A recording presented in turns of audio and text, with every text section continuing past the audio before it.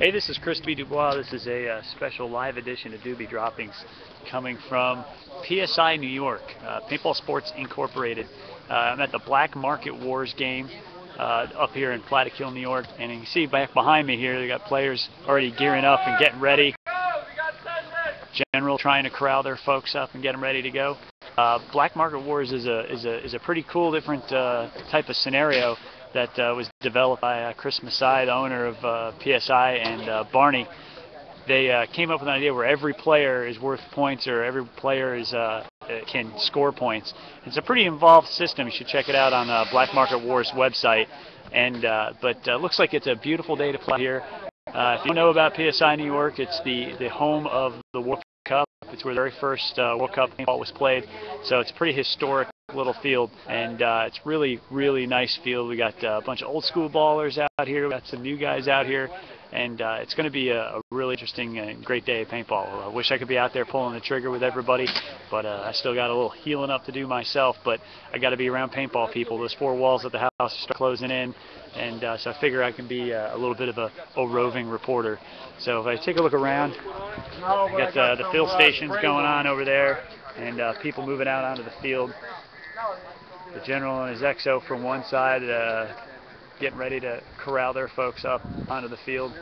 And just something interesting of note here that I noticed earlier here at PSI, back in, I want to say it was 1989, they had the very first World Cup of paintball.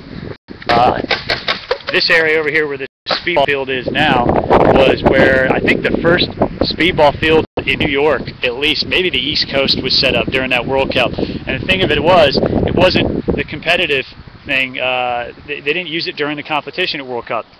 It was actually used by teams when they ran out of, or they were knocked out of the competition. The teams then moved out here onto the speedball field and shot up the rest of their paint playing against each other. I was kind of lucky enough to be able to be 19 years old, hanging out down here, and I refereed a couple of those early speedball games. It was a lot of fun.